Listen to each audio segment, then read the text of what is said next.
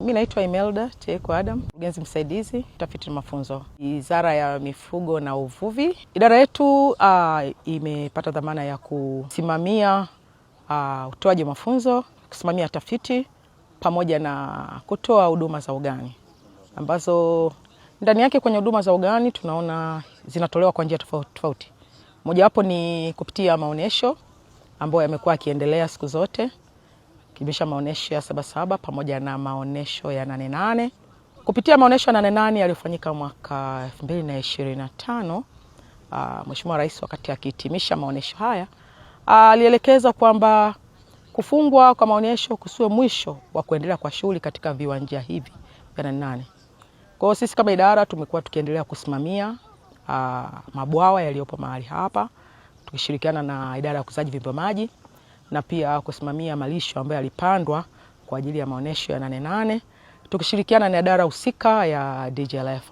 Lakini watu wamekuwa wakijitokeza katika kupata mafunzo kwa shughuli zilizopo hapa za ukuzaji viumbe maji pamoja na shughuli za ulimaji wa malisho. Sisi kama idara tumeweka siku maalumu ambayo ningependa nisisitize siku ya leo kwamba kufika hapa viwanja vya 88 siku ya Alhamis na Ijumaa ya kila mwisho wa mwezi kwa ajili ya kupata huduma ya elimu ya ukuzaji viumbe maji pamoja na huduma ya elimu ya kilimo cha malisho.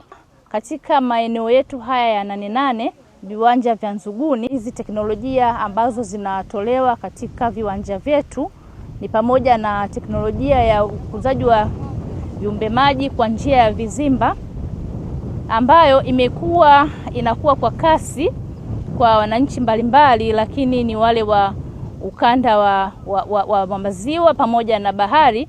Kuna teknolojia nyingine itakuwepo hapa, teknolojia ya ukuzaji viumbe maji kwa njia ya kurejeleza maji.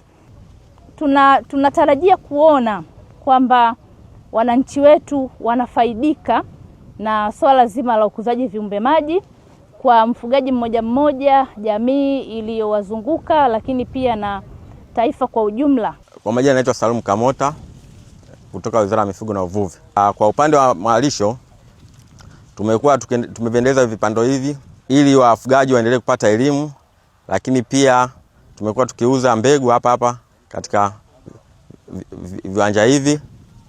Hivyo niwakaribisha wafugaji, wakulima wa malisho watembelee na kupata elimu, lakini pia kwa baadhi ya kipindi kunapatikana mbegu. Na ratiba yetu kila siku ya Alhamisi ya mwisho wa mwezi tunakuwepo hapa kwa ajili ya kutoa elimu kuhusu malisho na kilimo cha malisho kwa ujumla.